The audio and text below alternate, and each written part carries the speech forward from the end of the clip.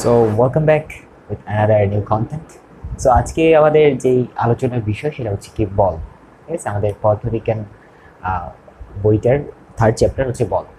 So আমাদের বলের ধারণাটা এটা আসলে অনেক গুরুত্বপূর্ণ একটা ধারণা, কারণ আসলে অ্যাকচুয়ালি ফিজিক্সের প্রত্যেকটা বিষয় কিন্তু ইন্টারকানেক্টেড, একটা অধ্যায়ের সাথে আরেকটা অধ্যায় খুব বেশি রিলেটেড, বা একটা টপিকের সাথে আরেকটা টপিক খুব বেশি রিলেটেড। সো বল জিনিসটা এটা মোটামুটি ফিজিক্সের প্রত্যেকটা টপিকের মধ্যেই মোটামুটি আছে বল, মানে মোটামুটি কমন বলা যায়। সো সেই জন্য বল এই ধারণাটা আমাদের খুব স্বচ্ছ রাখা উচিত। ঠিক আছে, সো অ্যাকচুয়ালি ফিজিক্স মানে কি? ফিজিক্স মানে হচ্ছে ধরো পদার্থের ধর্ম এবং পদার্থের মধ্যে যে বল প্রয়োগ করলে পদার্থের ধর্মে কি কি পরিবর্তন হবে, এই ধরনের বিষয়গুলো নিয়ে কিন্তু ফিজিক্স আলোচনা করে, তাই না? সো তোমরা এতক্ষণে বুঝতে পারতেছো যে বল আসলে কি গুরুত্বপূর্ণ একটা বিষয়। সো আসলে বল জিনিসটা কি? বল কি? What is force? সো আমি যদি এটা একটু বাংলা ভাষায় বলার চেষ্টা করি, তোমাদের বইয়ের সংজ্ঞা অনুযায়ী যদি বলি, ধরো হচ্ছে একটা বস্তু এটা এখানে আছে, ঠিক আছে? বস্তু এটা স্থির অবস্থায় আছে, স্থির। এখন আমি যে কি করলাম, এখানে একটু বল প্রয়োগ করলাম এই দিক বরাবর। আচ্ছা, বলকে কিন্তু সবসময় এফ দ্বারা প্রকাশ করা হয়, এফ। ফোর্সের প্রথম অক্ষর হচ্ছে এফ। সো আমি এখানে একটা অ্যারো চিহ্ন দিয়ে এফ দিলাম, মানে হচ্ছে যে আমি এই স্থির বস্তুটার উপরে একটা ফোর্স দিলাম, ঠিক আছে? অল্প একটু ফোর্স দিলাম। এজ লাইক আমি যদি এই ওয়ালটা বা এই বোর্ডটার পিছনে যদি একটা ফোর্স দিই, ফোর্স দিলাম আরো জোরে আরো জোরে, বাট কি ঘটতেছে? ঠিক আছে, ঘটতেছে কি যে আমি এই দেয়ালটা তো স্থির ছিল, তাই না? এই বস্তুটার মতো দেয়ালটা স্থির। সো আমি ফোর্স দিয়েছি, ছোট একটা ফোর্স, এই ছোট ফোর্সে দিতেছি, কিন্তু কি হচ্ছে না যে আমি এই দেয়ালটাকে নাড়াতে পারছি না। ঠিক আছে, সো তোমাদের এটা মনে রাখতে হবে, কিন্তু আমি কিন্তু এই দেয়ালটাকে নাড়াতে চাচ্ছি।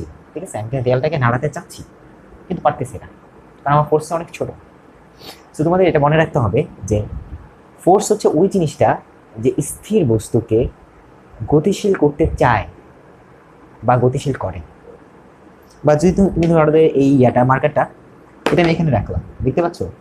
এখানে স্টেবল থাকবে, রাখলাম, ফোর্স দিলাম, চলে গেল। সো বল জিনিসটা কি? যা স্থির বস্তুকে, এটা তো স্থির ছিল, তাই না?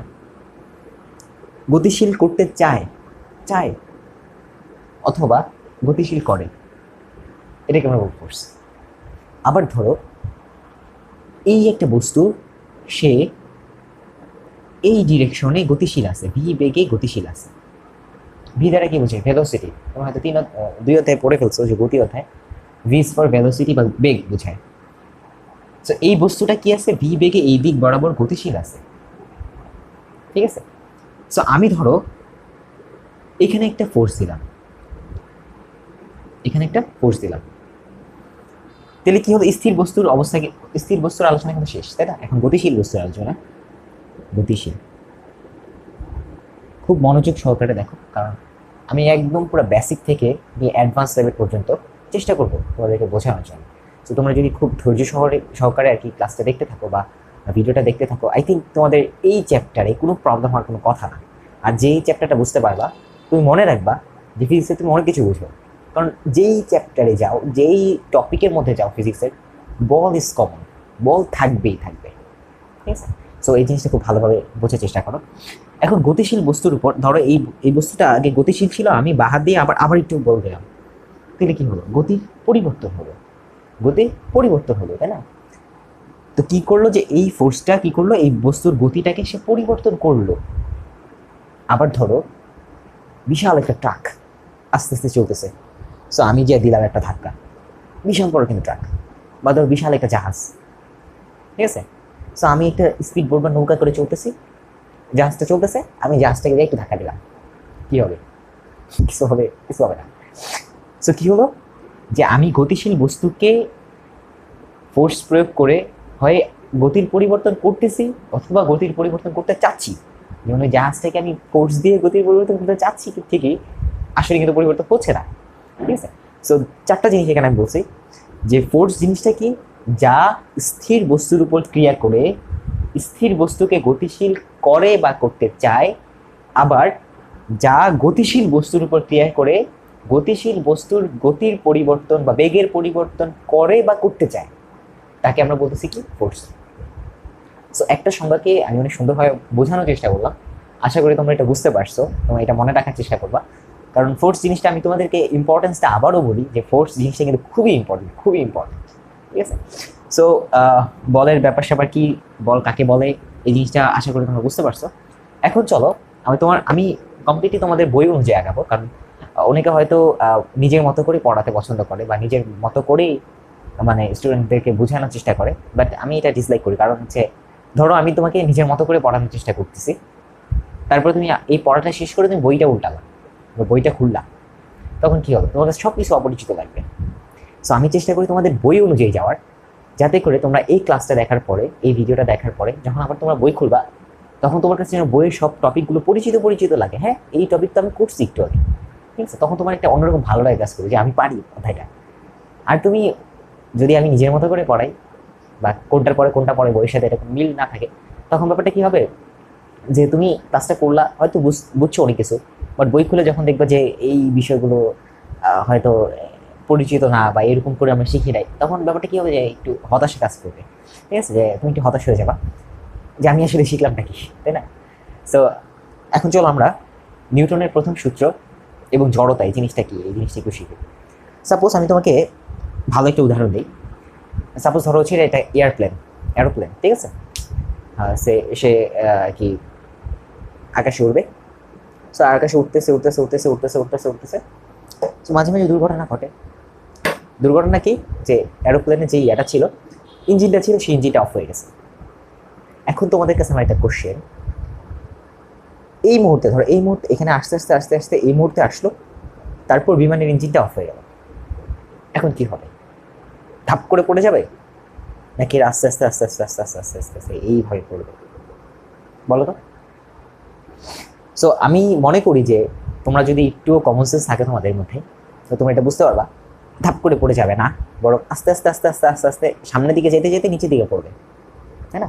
ব্যাপারটা কি হলো আমি তোমাকে বলি যে বিমান, এটা ধরো একটা বিমান, আমি তো বিমান আঁকতে পারি না, সাপোজ ধরো হচ্ছে এটা বিমান, ঠিক আছে? সো বিমানটার মধ্যে একটা গ্র্যাভিটি কাজ করে, ওজন কাজ করে। ওজন এই জিনিসটা তোমাদের আসবে কিছুক্ষণ পরে, ওজন কি জিনিসটা কি। তো সবসময় তোমরা জানো যে ওজন নিচের দিকে কাজ করে, এটা তোমরা জানো, ভেরি মাচ কমন সেন্স। ওজন নিচের দিকে কাজ করে, তো এখানে রাখতেছি, এটা যদি ছেড়ে দিয়ে নিচের দিকে পড়বে কেন? নিচের দিকে পৃথিবী তাকে আকর্ষণ করতেছে, আকর্ষণ বল দ্বারা আকর্ষণ করতেছে, তাই না? সো বিমানের গতি মানে বিমানের গ্র্যাভিটি বা বিমানের যে ইয়াটা আছে, যেই ভরটা আছে, সেই ভরটা সে নিচের দিকে কাজ করতেছে, তাই না? আর বিমানের যে একটা গতি ছিল, বিমানের গতিটা কি এই বরাবর ছিল, তাই না? বিমানের গতি নিশ্চয়ই নিচের দিকে না, এরকম সামনের দিকে সে আগাতে যাচ্ছিল, তাই না বিমানটা? সো বিমানটা এই বরাবর যেতে চাচ্ছিল ভি বেগে, তাই না? সো এখানে একই সাথে জি কাজ করতেছে, জি বা গ্র্যাভিটি নিচের দিকে কাজ করতেছে এবং ভি সামনের দিকে কাজ করতেছে, তাই না? সো বিমানের ইঞ্জিনটা যখন বন্ধ হয়ে যাবে তখন কি হবে? সে ভি এর দিকেও যেতে পারবে না, জি এর দিকেও যেতে পারবে না। ধাপ করে নিচে পড়ে গেলে তো জি এর দিকে সরাসরি গেল, তাই না? সে কি হয়ে যাবে? এবং আস্তে আস্তে এইভাবে পড়বে। এই জিনিসটা তোমাদেরকে একটু আগে বোঝালাম ডাস্টারটা দিয়ে, ঠিক আছে? সো আমি যেটা বোঝাতে চাচ্ছি এখানে সেটা হচ্ছে যে নিউটনের প্রথম সূত্রটা কি বলে। নিউটনের প্রথম সূত্রটা বলে হচ্ছে বাহ্যিক কোনো বল যদি আমরা প্রয়োগ না করি, তাহলে স্থির বস্তু স্থির থাকবে এবং গতিশীল বস্তু সমদ্রুতিতে চলতে থাকবে, ঠিক আছে? এখন তুমি এই বিমানটার কথা চিন্তা করো। বিমানটার মধ্যে যে ইঞ্জিনটা ছিল সে কি করতো আর কি? সে কন্টিনিউয়াসলি সে মানে বাতাসকে পিছনের দিকে ধাক্কা দিত আর বিমানটা সামনের দিকে যাইতো আর কি। পিছনের দিকে ধাক্কা দিয়ে বাতাসকে পিছনের দিকে যখন ধাক্কা দিত তখন বিমানটা সামনের দিকে যেত। ইঞ্জিনটা সে কন্টিনিউয়াসলি সামনের দিকে ফোর্স ক্রিয়েট করতো, বাহ্যিক বল দিত। কিন্তু এখানে এসে কি হলো? যে বিমানের ইঞ্জিনটা বন্ধ হয়ে গেল, মানে কি সে আর সামনের দিকে বল দিতে পারছে না, তাই না? তো সে কি মানে বিমানটা কি অবস্থায় আছে? গতিশীল অবস্থায় আছে। সো নিউটনের প্রথম সূত্র অনুযায়ী কি বলে যে গতিশীল অবস্থায় যদি কোনো বস্তু থাকে, যখন আমরা মানে বাহ্যিক বল প্রয়োগ না করি, গতিশীল অবস্থায় আছে, ইঞ্জিনটা বন্ধ হয়ে গেছে, মানে কি বাহ্যিক বল আমরা প্রয়োগ করছি না, তো কি হবে? যে সমদ্রুতিতে চলতে থাকবে। কিন্তু আসলে কি সমদ্রুতিতে চলতে থাকে? সমদ্রুতিতে চলতে থাকে না। কেন থাকে না?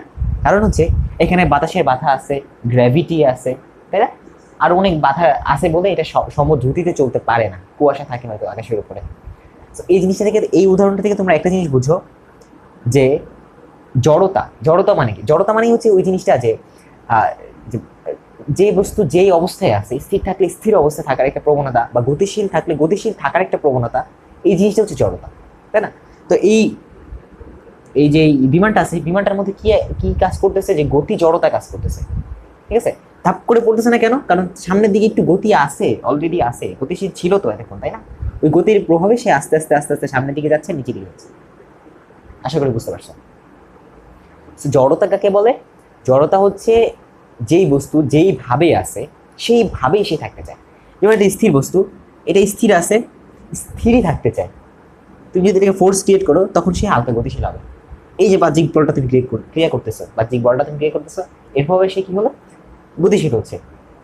আবার ধরো এই বস্তুটা গতিশীল অবস্থায় আছে, এখন তুমি এই জায়গায় একটা ওয়াল আছে, তো ওয়ালে যে সে কি করলো? ধাক্কা খেলো, বা ওয়াল তাকে পিছনের দিকে একটা ধাক্কা দিল, ধাক্কাও কিন্তু একটা বল, তাই না? পিছনের দিকে একটা বল দিল, তখন সে কি হলো? এই বস্তুটা স্থির হয়ে গেল। তো কি হলো? যে বাহ্যিক বল যদি প্রয়োগ না করি তাহলে স্থির বস্তু স্থির থাকবে, বলটা প্রয়োগ করলাম না, স্থির বস্তু স্থির থাকবে। আর এখানেও বলটা প্রয়োগ করলাম না, সে গতিশীল ছিল, গতিশীল থাকবে, অলওয়েজ থাকবে। কিন্তু তোমরা বাস্তব জীবনে দেখো কি, যে একটা বস্তু, ধরো এই বস্তুটা আছে, আমি তোমাকে এই একটা ফুটবল, এটাকে আমি লাথি মারলাম, একটা কিছু দূর যে থেমে গেল, কেন থামলো? কারণ এখানে যে একটা সারফেস আছে, সারফেসটা তাকে কন্টিনিউয়াসলি ঘর্ষণ বল দিতে থাকে, কন্টিনিউয়াসলি ঘর্ষণ বল দিতে থাকে। আর এখানে যে বাতাসটা আছে, এয়ারটা তাকে কন্টিনিউয়াসলি ঘর্ষণ বল, পিছনের দিকে একটা বাধা বল দিতে থাকে। সো বাধা বল এক সময়, মানে বাধা বল দিতে দিতে দিতে দিতে এক সময় সে থেমে যায়। আশা করি বুঝতে পারছো। যদি তুমি বায়ু শূন্য একটা জায়গায় রাখতে পারতা, তখন কি হতো? যে এই বস্তুটাকে তুমি ধাক্কা দিতা, বায়ু শূন্য মানে কোথাও কোনো বাধা নাই, নিচের ঘর্ষণের কোনো বাধা নাই, ঠিক আছে? তখন কি হতো? এই বস্তুটা চলতে থাকতো, চলতে থাকতো, চলতে থাকতো, অলওয়েজ চলতে থাকতো, ঠিক আছে? এই বিমানটা যদি একটা বায়ু শূন্য জায়গায় থাকতো এবং নিচে যদি গ্র্যাভিটি কাজ না করতো, গ্র্যাভিটি বা ওজন যদি কাজ না করতো, তাহলে বিমানটা কি হতো? এই বরাবর চলতে থাকতো, চলতে থাকতো, চলতে থাকতো, এটাই কোনো থামানো ছিল না। আশা করি তোমরা বুঝতে পারছো। এখানে নিউটনের একটা সূত্র এবং জড়তা, এই দুইটা জিনিস আমি বুঝাইছি। জড়তা হচ্ছে যেই বস্তুটা যেইভাবে আছে সেইভাবেই সে থাকতে চায়, অলওয়েজ। গতিশীল থাকলে গতিশীল হিসেবেই থাকতে চায়, স্থির থাকলে স্থির হিসেবে থাকতে চায়। যদি আমরা এই অবস্থানে পরিবর্তন করতে চাই, তখন আমাদেরকে বাহ্যিক বল দিতে হবে। এটার মধ্যেই নিউটনের প্রথম সূত্র এবং জড়তা চলে আসছে। আচ্ছা, এখন আমাদের নেক্সট টপিক। আচ্ছা, তোমাদের বইতে দুইটা গ্রাফ আছে, খুব সুন্দর দুইটা গ্রাফ দুইটাকে আমি একটু আলোচনা করি। প্রথম গ্রাফটা হচ্ছে এইরকম ছিল, এইরকম, এইরকম, এইরকম। এখানে ছিল হচ্ছে T2, এখানে ছিল হচ্ছে T1, T1, T2। এদিক বরাবর হচ্ছে সময় ছিল, এদিক বরাবর ছিল অবস্থান, ঠিক আছে? আচ্ছা, এখানে আরেকটা পরে একটা গ্রাফ দেখি। এই গ্রাফটাও সেম ছিল, জাস্ট একটা ডিফারেন্সটা হচ্ছে T1, T2 এদিকে বরাবর সময় ছিল, আর এই দিক বরাবর ছিল হচ্ছে বেগ, এই ডিফারেন্সটা ছিল। সো সবসময় তুমি একটা জিনিস মনে রাখবা যে আচ্ছা, আমি যে উদাহরণ দিয়েছিলাম না ডাস্টারটা দিয়ে, ডাস্টারটা হালকা একটু গতিশীল ছিল, আমি আরেকটা ধাক্কা দিলাম, তখন কি হলো? যে গতির সে পরিবর্তন হলো, বেগের পরিবর্তন হলো, তাই না? যেই বেগে ছিল আমি ধাক্কা দেওয়ার প্রভাবে বেগটা বেড়ে গেল, আমি যদি উল্টা দিকে ধাক্কা দিতাম তাহলে বেগটা কমে যেত। তো যখন আমাদের বেগের পরিবর্তন হয়, ঠিক আছে, তখনই আমাদের কেবল কি হয়? তখনই আমাদের কেবল ফোর্স ক্রিয়েট করা হয় বা বল ক্রিয়া করা হয়। তোমাদের বলতে হবে এই গ্রাফের, এইটুকু গ্রাফের মধ্যে এবং এতটুকু গ্রাফের মধ্যে, এই দুইটা গ্রাফের মধ্যে কোথায় কোথায় বল প্রয়োগ করা হয়েছে? এই বিন্দুতে নাকি এই বিন্দুতে, নাকি এই বিন্দুতে, নাকি এই বিন্দুতে, নাকি এই বিন্দুতে, নাকি এই বিন্দুতে, বা এই গ্রাফের কোনো একটা বিন্দুতে বল প্রয়োগ করা হয়েছে, তোমাদের বলতে হবে, ঠিক আছে? সো এটা কিভাবে বুঝবো আমরা? কি বলছে? যে যখনই বল প্রয়োগ করা হবে তখনই তার বেগের একটা পরিবর্তন হবে, ঠিক আছে? যখনই বল প্রয়োগ করা হবে তখনই আমাদের বেগের একটা পরিবর্তন হবে, একদম নগণ্য হোক, ঠিক আছে? যেমন জাহাজের কথা আমি বলছিলাম, বলতে পারো যে ভাইয়া আপনি তো বলছেন যে তো জাহাজের কোনো বেগের পরিবর্তন হয় না, তাই আপনি এখন বলতেছেন কেন বল প্রয়োগ করলে? আমি তখন বল প্রয়োগ করছিলাম। কিন্তু তুমি একটা একদম সূক্ষ্মভাবে চিন্তা করো, একটু কিন্তু বলের প্রয়োগ মানে পরিবর্তন হয়েছে, কিন্তু ওইটা এতই ছোট ছিল যে আমরা ওইটাকে নেগলেক্ট করছিলাম বা ওইটাকে আমরা বাদ দিয়ে দিয়েছিলাম, তাই না? সো আমরা এখন দেখো এই জায়গাটাতে, এই গ্রাফ দুইটাতে আমরা দেখি কোথায় কোথায় বল প্রয়োগ করা হচ্ছে। বল প্রয়োগ কখন হবে? যখন আমাদের ত্বরণ সৃষ্টি হবে। ত্বরণ সৃষ্টি কখন হয়? যখন আমাদের বেগের পরিবর্তন হয়। আশা করি তুমি এটা জানো, কারণ থার্ড চ্যাপ্টারে, গতি চ্যাপ্টারে তোমাদের বেগ, ত্বরণ এই ব্যাপারগুলো ক্লিয়ার করা হয়েছে, ঠিক আছে? সো তোমরা এখানে দেখবা যে যখন আমাদের বেগের পরিবর্তন হবে তখনই কেবল আমাদের ফোর্স ক্রিয়েট করা হয়েছে। সেকেন্ড গ্রাফে চলে যায় আগে। দেখো এটা ছিল বেগ, এই বিন্দুতে বেগ যা ছিল এই বিন্দুতে কিন্তু বেগটা সেম।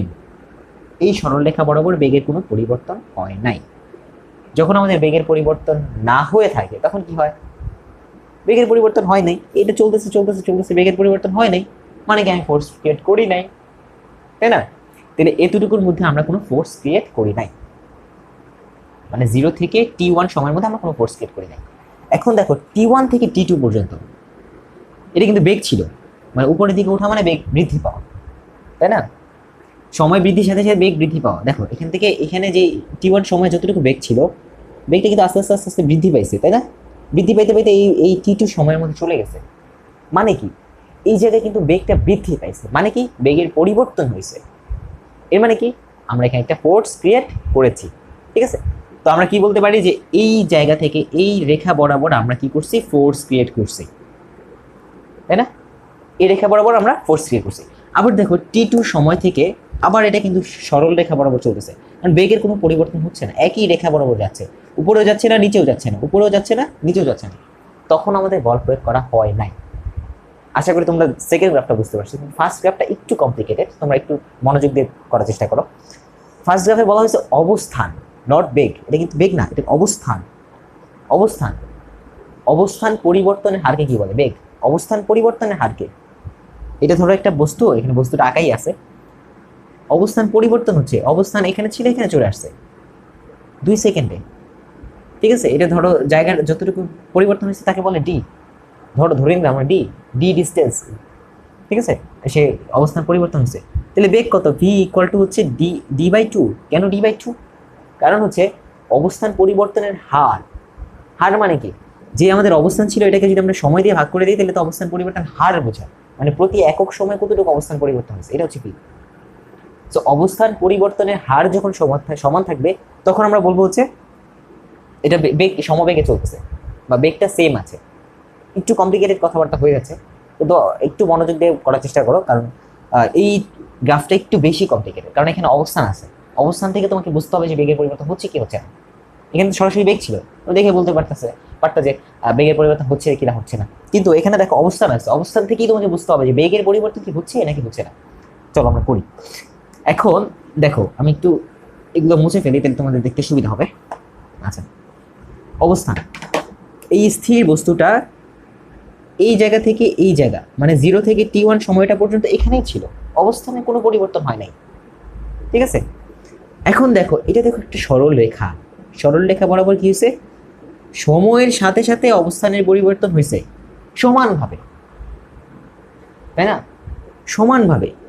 এখান থেকে এখানে ধরো 1 সেকেন্ড, এখান থেকে ধরো এখানে 1 সেকেন্ড। দেখো এখান থেকে এইটুকু যতটুকু উচ্চতা গেছে বা যতটুকু অবস্থান পরিবর্তন হয়েছে, এখান থেকে কিন্তু একই অবস্থান পরিবর্তন হয়েছে, একই সময় একই অবস্থান পরিবর্তন হয়েছে। যখন তোমার সরল রেখা দেখবা তখন মনে রাখবা যে সময় এবং অবস্থান সমানভাবে পরিবর্তিত হচ্ছে, তাই না? সময় এবং অবস্থান সমানভাবে পরিবর্তন হচ্ছে। যখন আমাদের সমানভাবে অবস্থানের পরিবর্তন হয় তার মানে কি? তার বেগ সমান। বেগ মানে কি? সময় বাই অবস্থান বাই সময়, তাই তো? বা ডি বাই টি। তোমরা এটা বেগ অধ্যায়, গতি অধ্যায় পড়ছো, এটাই তো হচ্ছে বেগ। অবস্থান পরিবর্তন, এই যে অবস্থানের পরিবর্তন, উপরের দিকে তো অবস্থান, এটা হচ্ছে অবস্থানের পরিবর্তন, এটা হচ্ছে অবস্থানের পরিবর্তন। দেখো দুইটা কিন্তু সমান। আবার দেখো সময়টাও কিন্তু সমান, মানে কি? অবস্থানের পরিবর্তনে যে হারটা আছে এটাও কিন্তু সমান, মানে কি? বেগটাও সমান। যখন তোমাদের বেগটা সমান থাকবে, বেগটা যখন সমান আছে তখন তো এটার উপর কোনো ফোর্স ক্রিয়েট করা হয় নাই, তাই না? তার মানে কি এখানে কোনো ফোর্স ক্রিয়েট করা হয় নাই। আবার যখন এই অবস্থানে চলে আসছে তখন বস্তুটা এই অবস্থানে চলে আসছে, এরপরে সময় বাড়ার সাথে সাথে তার অবস্থানে আর কোনো পরিবর্তন হচ্ছে না, মানে সে স্থির হয়ে আছে। মানে এই গ্রাফের মধ্যে কোথাও কোনো বেগ প্রয়োগ করা হয় নাই, তাই না? এখন তুমি বলতে পারো যে কেন তাহলে অবস্থানের পরিবর্তন হলো? বেগ এখানে একটা স্থির বস্তু আছে, যদি এখানে আমি ফোর্স ক্রিয়েট নাই করি তাহলে এটা এখানে কেমনে যাবে? উত্তরটা হচ্ছে এই জায়গাটাতে খেয়াল করো, এই জায়গাটাতে খুবই অল্প সময়ের জন্য অনেক বড় একটা ফোর্স ক্রিয়েট করা হয়েছে, যাতে করে সে বেগপ্রাপ্ত হয়, তারপর সে সমবেগে চলতেছে। ঠিক আছে, বুঝতে পারছো তোমরা ব্যাপারটা? আশা করি বুঝতে পারছো। এই গ্রাফ দুইটাতে কি ছিল, একটু কমপ্লিকেটেড, আশা করি তোমরা মানে ভালো করে বুঝতে পারবা।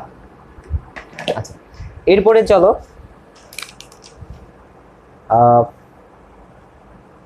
বলের শ্রেণীবিভাগে আমরা চলে যাই। বলের শ্রেণীবিভাগ, বলকে আমরা প্রধানত দুইটা ভাগে ভাগ করি।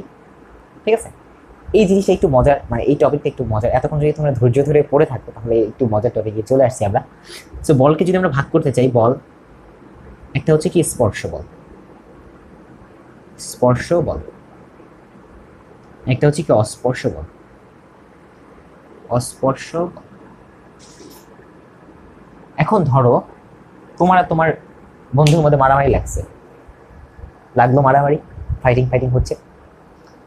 এখন তোমার বন্ধু তোমাকে একটা লাথি মারছে সাপোজ, এখন তুমি চাচ্ছ যে তো ওকে একটা থাবড় দিবা। আচ্ছা, এই থাবড়টা কি তুমি, থাপ্পড়টা যেটাই বলো আর কি তোমরা, এটা কি তুমি ওকে স্পর্শ করা ছাড়া দিতে পারবা?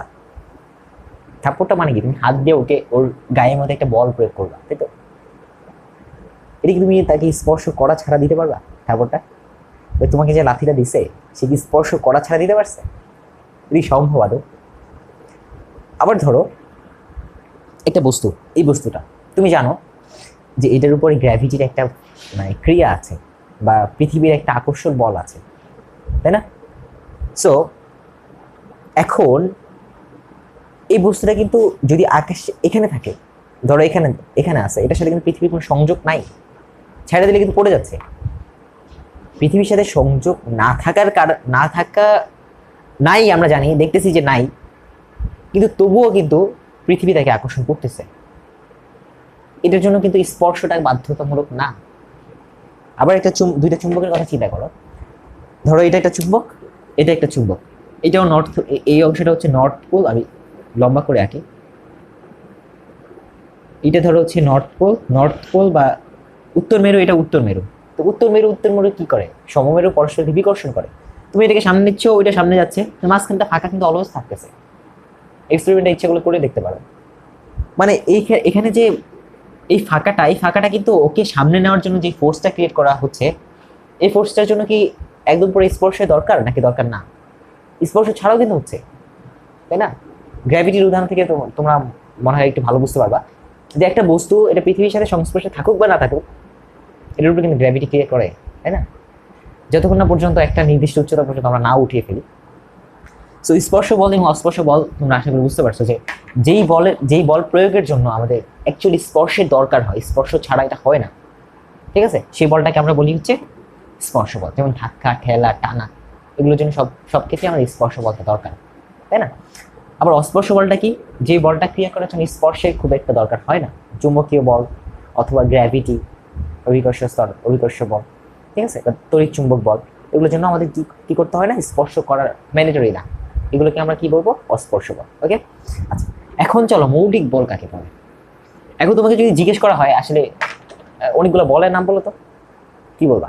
ধাক্কা, ঠেলা, টানা, তারপরে ধরো হচ্ছে আরো মহাকর্ষ বল, তারপর তুমি বলতে পারো যে গাড়ি যে চলতেছে ইঞ্জিনের একটা বল, ঠিক আছে, আরো অনেক ধরনের বল তুমি হাবিজাবি অনেক কিছু বলতে পারবা। কিন্তু অ্যাকচুয়ালি তোমার একটা জিনিস তোমার খেয়াল রাখতে হবে যে এই প্রত্যেকটা বল কি স্বাধীন বল নাকি, বা স্বাধীন বা মৌলিক বল নাকি? এই বলগুলো কি মানে অন্য কোনো বল থেকে তৈরি হয়েছে, নাকি এটাই একমাত্র বল, এটা থেকে অন্যরা তৈরি হয়? এটা তোমার খেয়াল রাখতে হবে। এই তোমরা মৌলিক সংখ্যা, যৌগিক সংখ্যা তোমরা দেখেছো ব্যাপারটা, যে মৌলিক সংখ্যা কাকে বলে, যেই সংখ্যাগুলোকে আর ভাঙা যায় না, তাই না? যৌগিক সংখ্যা কাকে বলে, এই যৌগিক সংখ্যাগুলো কতগুলো মৌলিক সংখ্যা দিয়ে গঠিত হয়, তাই না? তো ধরো একটা ধাক্কা বল, এখানে তুমি ধাক্কা দিলা, ধাক্কা বল, এই ধাক্কা বলটা কি অন্য কোনো বল থেকে উৎপন্ন হয়েছে, নাকি ধাক্কা বল থেকে অন্য কোনো বল উৎপন্ন হয়? যদি ধাক্কা বল থেকে অন্য কোনো বল উৎপন্ন হয় এবং ধাক্কা বল অন্য কোনো বল থেকে উৎপন্ন না হয়, তখন আমরা এটাকে বলবো কি, যে এটাকে বলবো আমরা মৌলিক বল, তাই না? আর যদি ধাক্কা বলটা অন্য কোনো বল থেকেই উৎপন্ন হয়, তখন আমরা এটাকে মৌলিক বল বলতে পারবো না। আশা করি তোমরা মৌলিক এবং যৌগিক বল কাকে বলে এটা তোমরা বুঝতে পারছো। সো এরকম মৌলিক বল টোটাল হচ্ছে মাত্র 4টা। এই 4টা মৌলিক বল থেকে এই পৃথিবীতে হাজার হাজার লাখ লাখ বল তৈরি হয়েছে। চারটা বল কি? প্রথম বলটা হচ্ছে কি? মহাকর্ষ বল। মহাকর্ষ মহাকর্ষ বল। সো মহাকর্ষ বলটা কি? যে দুইটা বস্তু তাদের ভরের কারণে যে বলটা তাদের মধ্যে ক্রিয়া করে সেটাকে আমরা মহাকর্ষ বল বলি। দুইটা বস্তুর মধ্যে যদি একটা পৃথিবী হয় তখন আমরা এটাকে বলি অভিকর্ষ বল। ঠিক আছে? সো মহাকর্ষ বল সবসময় কি আকর্ষণ ধর্মী। আকর্ষণ ধর্মী। যেমন তুমি পৃথিবীর কথা চিন্তা করো, পৃথিবী চাঁদকে আকর্ষণ করে, সূর্য পৃথিবীকে আকর্ষণ করে, পৃথিবী তোমাকে আকর্ষণ করে। কোনোদিন কিন্তু মহাকর্ষ বল বিকর্ষণ হতে পারে না, এটা মনে রাখতে হবে। মহাকর্ষ বল সবসময় কি? আকর্ষণ ধরবে। ঠিক আছে? সো মহাকর্ষ বল এটার প্রভাবে কি হয়? যেমন ধরো গ্যালাক্সিগুলো তাদের নির্দিষ্ট কক্ষপথে ঘুরতেছে মহাকর্ষ বলের প্রভাবে, সূর্যের চারদিকে মহাকর্ষ বলের প্রভাবে পৃথিবী এবং অন্যান্য গ্রহ নক্ষত্র, এগুলো গ্রহ অ্যাকচুয়ালি নক্ষত্র না, গ্রহগুলো ঘুরতেছে, আবার গ্রহগুলোর চারপাশে উপগ্রহগুলো ঘুরতেছে মহাকর্ষ বলের প্রভাবে, তাই না? এগুলো নিয়ে আরো অনেক ডিটেলস আলোচনা করা হবে পরবর্তী চ্যাপ্টারগুলোতে। আচ্ছা, তো মহাকর্ষ বল তোমরা আশা করি বুঝতে পারছো যে এটা হচ্ছে একটা মৌলিক বল। ঠিক আছে? এটা থেকে অন্যান্য বলগুলো উৎপন্ন হয়, কিন্তু এটা অন্য কোনো বল থেকে উৎপন্ন নয়। ঠিক আছে? আচ্ছা, এরপরে আসে হচ্ছে তড়িৎ চুম্বক বল। তড়িৎ চুম্বক বল বা অনেকে তাড়িত চুম্বক বলে, চুম্বক বল বা ইলেকট্রোম্যাগনেটিক ফোর্স। এটা কি? যেমন ধরো একটা চার্জ, এখানে একটা চার্জ আছে, এটা হচ্ছে +1, ধরো হচ্ছে আমি প্লাস এক্স দিই, প্লাস এক্স চার্জ। এখানে একটা চার্জ আছে -x চার্জ। চার্জকে প্রকাশ করা হয় কুলম দিয়ে। কুলম মানে চার্জের একটা একক। তোমরা স্থির তড়িৎ এবং চলতড়িৎ পড়ার সময় কুলম সম্পর্কে জানতে পারবা। যেমন ফোর্সের একক কি? নিউটন। ফোর্সের একক হচ্ছে নিউটন। ভরের একক কি? কেজি। এরকম ভাবে চার্জের একক হচ্ছে কুলম। সো একটা তোমরা সবাই জানো যে একটা পজিটিভ চার্জ একটা নেগেটিভ চার্জকে আকর্ষণ করে, তাই না? পজিটিভ চার্জ নেগেটিভ চার্জকে কি করে? আকর্ষণ করে বা একটা বল প্রয়োগ করে। এই ধরনের বল যে আছে সেই বলটাকে আমরা বলি তড়িৎ চুম্বক বল। এর মধ্যে চুম্বক বলটা চলে আসে, তাই না? আচ্ছা, আবার ধরো হচ্ছে এটাও একটা প্লাস চার্জ, এটা একটা প্লাস চার্জ, তখন কি হবে? দুইটা বিকর্ষণ করবে, দুইটা থেকে দূরে সরে যাওয়ার চেষ্টা করবে। এটা একটা বল। ঠিক আছে? সমধর্মী চার্জ পরস্পরকে কি করে? বিকর্ষণ করে। এটা তোমরা স্থির তড়িৎ এবং চলতড়িৎ যখন পড়বা তখন আরো ভালোভাবে ক্লিয়ার হয়ে যাবে। সো এখানে দেখো চার্জের ক্ষেত্রে তড়িৎ চুম্বক বল যেটা আছে সেটা কি করে? যে এটা আকর্ষণধর্মী হতে পারে, আবার বিকর্ষণধর্মী হতে পারে অবস্থান অনুযায়ী, তাই না? বা চার্জের যে ইয়াটা আছে মানে প্রকৃতি, এই প্রকৃতি অনুযায়ী সে কি করে? কখনো কখনো আকর্ষণধর্মী হয়, আবার কখনো কখনো সে কি করে? বিকর্ষণধর্মী হয়। ঠিক আছে? আশা করি বুঝতে পারছো। এরপরে যেটা আছে সেটা হচ্ছে কি? সবল নিউক্লিয় বল। সবল নিউক্লিয় বল বল। আচ্ছা, তড়িৎ চুম্বক বলের ক্ষেত্রে একটা ইনফরমেশন আছে, যেটা হচ্ছে যে মহাকর্ষ বল অপেক্ষা মহাকর্ষ বল থেকে সে 10⁻36 গুণ বেশি শক্তিশালী। 10⁻36 গুণ বেশি শক্তিশালী। ধরো হচ্ছে এতটুকু একটা চার্জ আছে না, এতটুকু জায়গায় এতটুকু সিঙ্গেল একটা ভরের একটা বস্তু না, ভরের কথা বাদ দাও। ধরো হচ্ছে চার্জ, এই দুইটা চার্জ হচ্ছে মাইনাস চার্জ, এই প্লাস চার্জ এবং মাইনাস চার্জ, এই চার্জের কারণে বস্তু দুইটা যেই পরিমাণ আকর্ষণ করবে, ঠিক আছে? এখানে কিন্তু একই সাথে তড়িৎ চুম্বক বল এবং মহাকর্ষ বল আছে, কারণ এর মধ্যে একটা ভর আছে, তাই না? চার্জের নিশ্চয়ই একটা ভর আছে, ছোট হোক বড় হোক যাই হোক, এই ভরটার কারণে কি করবে? মহাকর্ষ বলটা কিন্তু ক্রিয়া করবে, তাই না? সো ব্যাপারটা কি হবে? যে এটার মধ্যে ভরের কারণে একটা আকর্ষণ বল হচ্ছে, চার্জের কারণে একটা আকর্ষণ বল হচ্ছে। সো এটার মধ্যে যে মহাকর্ষ বলটা আছে বা ভরের কারণে যে বলটা আছে সেটাকে যদি আমি 1 নিউটন ধরি, তাহলে চার্জের কারণে যে বলটা আছে সেটা হবে 10⁻36 নিউটন। বুঝতে পারছো? মানে হচ্ছে মহাকর্ষ বল অপেক্ষা তড়িৎ চুম্বক বলটা 10⁻36, মানে 10 লিখে এরপরে 36টা 36টা জিরো দিতে হবে, মানে 1 লিখে 36টা জিরো দিতে হবে, এত গুণ বেশি শক্তিশালী। ঠিক আছে? এটা যদি একটা উদাহরণ দিই, তোমাদের বইয়ে খুব সুন্দর একটা উদাহরণ দেওয়া আছে। অনেক সময় তোমরা স্থির তড়িৎ অধ্যায়টা পড়লে আরো ভালোভাবে ক্লিয়ার হতা। অনেক সময় তোমরা দেখো যে চিরুনি আসছে, তারপরে এটা ধরো একটা চিরুনি মাথায় আঁচড়ানোর পরে এখানে একটা কাগজ থাকে, এই কাগজটাকে সে কি করে? চিরুনিটা, এটা যদি চিরুনি উপর থেকে ধরো তাহলে কাগজটা চিরুনির উপরে লেগে যাবে, তাই না? একটা জিনিস খেয়াল করো, প্রত্যেকটা বস্তুকে কিন্তু মানে পৃথিবী এত বড় একটা বস্তু, তো ভরের একটা বস্তু কিন্তু নিজের দিকে আকর্ষণ করতেছে, তাই না? তো এটা ধরো একটা পৃথিবী, বিশাল বড় পৃথিবী, এই পৃথিবীতে কিন্তু এই কাগজটাকে আকর্ষণ করতেছে। কিন্তু তুমি যে মাথার মধ্যে চিরুনিটা আঁচড়ালা, তখন কিছু চার্জ চিরুনিতে চলে আসছে। ওই চার্জের কারণে এই কাগজটাকে চিরুনিটা কিন্তু উপরের দিকে নিয়ে যাচ্ছে। মানে পৃথিবীর এত বড় আকর্ষণ বল তাকে নিচের দিকে টেনে নিচের দিকে নামানোর, কিন্তু সে পারতেছে না। চিরুনি কিন্তু সে নিজের মতো করে উপরের দিকে টেনে নিয়ে গেছে কাগজটাকে। এখন তো বুঝতে পারছো যে আসলে তড়িৎ চুম্বক বলটা কতটা বেশি ক্রিয়া করে। এতটুকু সামান্য কিছু চার্জের কারণে এই কাগজের টুকরাটা উপরের দিকে চলে যাচ্ছে। এত বড় পৃথিবী তাকে নিচের দিকে টানতেছে, ডোন্ট কেয়ার। ঠিক আছে, মানে কি যে এটা অনেক বেশি শক্তিশালী তড়িৎ চুম্বক বলটা। আচ্ছা, এরপরে দেখো, আমরা জানি যে পদার্থের মধ্যে কেন্দ্রে থাকে কি? প্রোটন। প্রোটন আর নিউট্রন থাকে, তাই না? এটা কেন্দ্রে থাকে, পরমাণুর মধ্যে কেন্দ্রে থাকে, আর সাইডে থাকে হচ্ছে ইলেকট্রন, তাই না? তো আমি একটু আগে বলছি যে ধনাত্মক চার্জ, দুইটা ধনাত্মক, এটা যদি একটা ধনাত্মক চার্জ হয়, এটা যদি একটা প্লাস চার্জ হয়, পরস্পর কি করবে? বিকর্ষণ করবে, তাই না? তো এখানে দেখো, একটা প্রোটন, এটা প্লাস চার্জ, এটাও প্লাস চার্জ, বিকর্ষণ তো করার কথা। কিন্তু এটা সে মানে নিউক্লিয়াসের মধ্যে কেমনে থাকে? নিউক্লিয়াসের মধ্যে আবদ্ধ হয়ে কেমনে থাকে? যদি বিকর্ষণই করে কেমনে থাকে? তো ওই জায়গায় কাজ করে হচ্ছে সবল নিউক্লিয় বল। মানে তড়িৎ চুম্বক বলটা যতটুকু পরিমাণ শক্তিশালী, তার থেকেও বেশি শক্তিশালী কি? সবল নিউক্লিয় বল। সে আরও বেশি শক্তিতে এই নিউক্লিয়াসের মধ্যে যেই ইয়েগুলো আছে, এলিমেন্টসগুলো আছে, প্রোটন এবং নিউট্রন, তাদেরকে আকর্ষণ করে।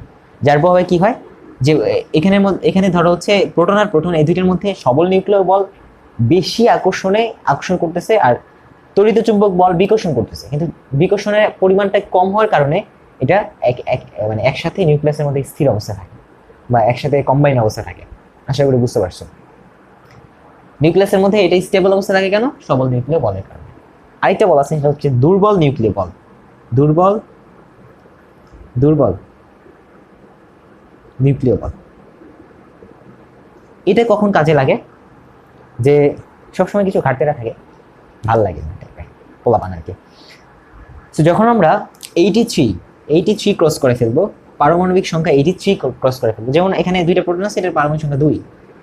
বড় বড় পরমাণু যেগুলো আছে, 83 যদি আমরা ক্রস করে ফেলি, তখন কি হয় যে রেডিয়েশন নামের একটা জিনিস আছে। রেডিয়েশন, তোমরা এটা পরবর্তী শ্রেণীতে আরো অনেক ভালোভাবে নিজে পড়তে পারবা। তখন একটা রেডিয়েশনের ব্যাপার স্যাপার ঘটে যায়। ঠিক আছে, রেডিয়েশন জিনিসটা কি? যে এটার মধ্যে ধরো 83টা ইয়ে আছে, বা 83 অধিক, 83 থেকে 118 পর্যন্ত প্রোটন আছে, অনেকগুলো নিউট্রন আছে। ঠিক আছে, তখন এরা কি করে যে ভাগ হয়ে যায়, পরমাণুগুলো ভাগ হয়ে যায়। ধরো হচ্ছে এখানে 83টা প্রোটন আছে, ধরো 150টা নিউট্রন আছে। ঠিক আছে, এর মধ্যে থেকে ধরো হচ্ছে 13টা নিউট্রন, আর ধরো হচ্ছে 13টা প্রোটন আর 14টা প্রোটন, ধরো 13টা প্রোটন আর 14টা নিউট্রন ধরো আলাদা হয়ে গেছে। তো এখানে থাকতেছে কি? এখানে থাকতেছে হচ্ছে 70টা প্রোটন, আর এখানে 14টা 136টা নিউট্রন। ঠিক আছে, এই দুইটা ধরো আবার আলাদা হয়ে গেছে। তো এখানে কি হলো? একটা পদার্থ থেকে দুইটা পদার্থ হয়ে গেল, তাই না? তো কি হলো যে এরকম ভাবে আস্তে আস্তে ভাঙতে থাকে। যেমন ইউরেনিয়ামের কথা চিন্তা করো, পারমাণবিক বোমার কথা তোমরা নিশ্চয়ই শুনছো। পারমাণবিক বোমা কি? অনেকটা অনেকগুলো ইউরেনিয়াম, ওটাকে একটা রিয়েকশনের মধ্যে করা হয়। রিয়েকশনটা করলে কি হয় যে, আমি ভালো করে বলি, এটা হচ্ছে একটা ইউরেনিয়াম 92।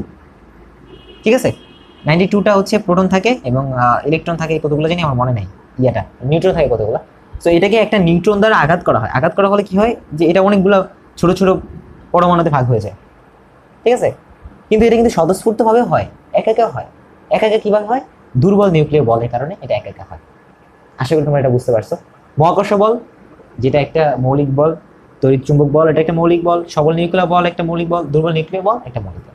এখন একটা চমৎকার কথা তোমাদেরকে আমি বলবো, সেটা হচ্ছে তুমি যে তোমার বন্ধুকে একটা থাপড় দিলা, বা তোমার বন্ধু তোমার থেকে লাথি দিল, বা ধরো হচ্ছে তুমি একটা বস্তুকে ধাক্কা দিলা, বা ধরো হচ্ছে তুমি দৈনন্দিন জীবনে যে কয়েকটা বলের কথা তুমি জানো, হাঁটতেছো, চলতেছো, এই বলগুলো আসলে কোন বল? এই চারটার মধ্যে কোন বল? এই চারটাই তো মৌলিক বল, এগুলো থেকেই তো এগুলো উৎপন্ন হবে। কিন্তু এগুলো কোন বল? বলতে পারবা কোন বল? এটা মজার বিষয়। দেখো, মহাকর্ষ বল অবশ্যই না। তুমি ধাক্কা দিচ্ছ, টানতেছো, ঠেলতেছো, এটা মহাকর্ষ বল অবশ্যই হবে না। কাটা। অবশ্যই এটা নিউক্লিয়াস পর্যায়ে, নিউক্লিয়াসকে তুমি ঢাকাইতেছো না বা নিউক্লিয়াস থেকে সরাচ্ছ না, তাহলে সবল নিউক্লিয় বল কাটা, দুর্বল নিউক্লিয় বলও কাটা। তো আমরা জেনারেলি যেই বলগুলো দেখি সেই বলগুলো সবগুলোই কি তড়িৎ চুম্বক বল। মজার একটা বিষয় যে তুমি কিন্তু জানো না এটা কিন্তু তড়িৎ চুম্বক বল, কিন্তু অ্যাকচুয়ালি এই যে আমি নড়তেছি চড়তেছি যত কিছু করতেছি, ফ্যান ঘুরতেছে বা লাইট জ্বলতেছে, ঠিক আছে, মানুষ দৌড়াইতেছে বা গরু ছাগল ঘাস খাইতেছে, ঠিক আছে, সবকিছু কি তড়িৎ চুম্বক বল। কেমনে তোমরা এখন বুঝে নাও বাকিটা। বাই দ্য ওয়ে, আমরা পরবর্তী চ্যাপ্টারে, পরবর্তী ভিডিওতে আমরা সাম্যতা এবং সাম্যবিহীন বল এগুলো নিয়ে আলোচনা করবো এবং সংঘর্ষ এগুলো নিয়ে আলোচনা করবো। তো আজকে এই পর্যন্তই ছিল। Bye bye.